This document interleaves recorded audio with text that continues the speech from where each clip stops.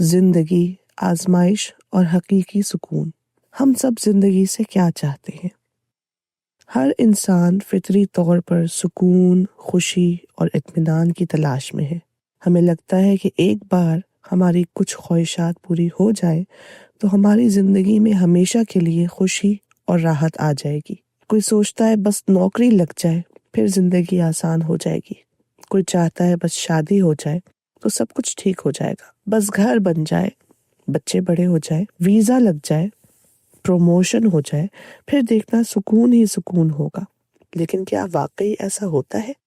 کیا کوئی ایسا مقام آتا ہے زندگی میں جہاں تمام پریشانیاں ختم ہو جاتی ہیں؟ حقیقت یہ ہے کہ ہر ایک منزل کے بعد ایک اور آزمائش کھڑی ہوتی ہے۔ یہ دنیا کسی بھی انسان کو مکمل اور دائمی سکون دینے کے لیے نہیں بنی۔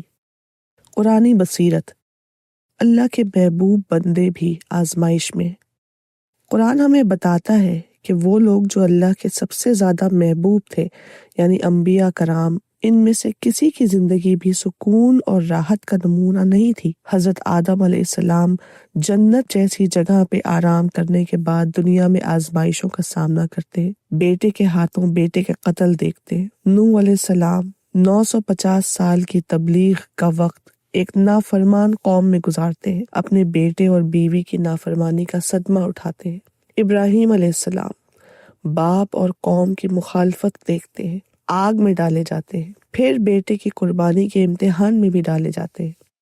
یوسف علیہ السلام، ان کے اپنے بھائی ان کے خلاف سازش کرتے ہیں، پھر وہ غلامی میں جاتے ہیں، پھر قید میں جاتے ہیں اور پھر بادشاہت کا امتحان لیا جاتا ہے۔ موسیٰ علیہ السلام فرعون کے ظلم، بنی اسرائیل کی سرکشی اور مسلسل ہجرتیں برداشت کرتے ہیں۔ عیسیٰ علیہ السلام اپنی ہی قوم کی طرف سے جھٹلائے جاتے ہیں اور ان کے خلاف قتل کی سازش ہوتی ہے۔ محمد رسول اللہ صلی اللہ علیہ وسلم طائف میں پتھر کھاتے ہیں۔ شعب ابی طالب میں 3 سال محصور رہے۔ اہل مکہ کی دشمنی سہی۔ یہ تمام ہستیاں اللہ کے نزدیک محبوب ترین تھیں، لیکن کیا ان میں سے کسی کی زندگی ہمیشہ کے لیے سکون میں گزری، یا ان کو زندگی میں کوئی ایسا وقت ملا جب زندگی ہمیشہ کے لیے ہر طرح کے غموں سے آزاد ہو گئی ہو؟ نہیں، کیونکہ یہ دنیا مکمل سکون کے لیے ہے ہی نہیں، بلکہ آزمائش کے لیے بنائی گئی ہے۔ زندگی ایک کشتی کے سفر کی مانند ہے، کبھی اس میں طوفان آتے ہیں، کبھی سکون کے لمحے ملتے ہیں۔ ہمارا کام اپنی کشتی کے رخ کو درست سمت میں لگا کے رکھنا ہے۔ اگر ہم غافل ہو گئے تو یہ کشتی حق کی راہ سے بہک کر غلط سمت میں چلی جائے گی۔ آزمائشوں کا فلسفہ۔ ہم کیوں آزمائے جاتے ہیں؟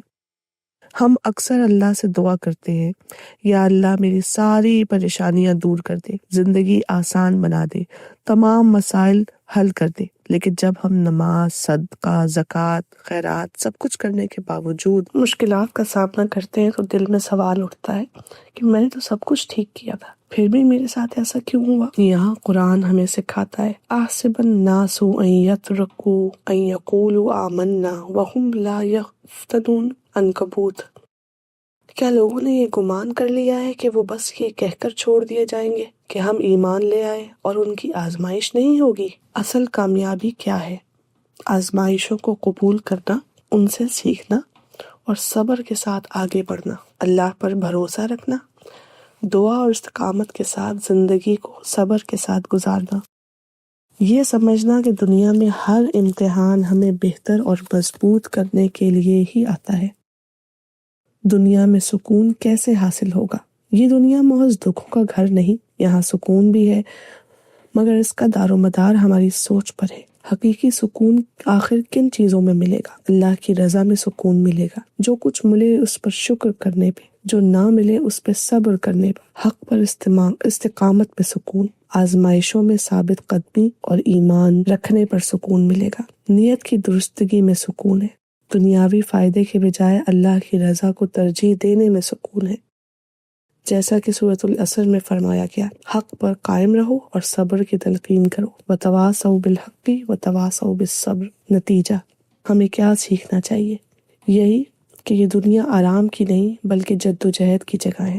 مسلمان کا مقصد آزمائشوں سے فرار نہیں بلکہ ان کا سامنا کرنا ہے۔ حقیقی کامیابی ان مشکلات کو صبر، استقامت اور ایمان کے ساتھ گزارنے میں ہے۔ دنیا میں سکون کا حقیقی راز اللہ کی رضا، حق پر استقامت اور آخرت پر یقین ہے۔ زندگی میں مشکلات آئیں گی، آزمائشیں بڑھیں گی، لیکن جو اپنی کشتی کا رخ درست رکھے گا وہی منزل پر پہنچے گا۔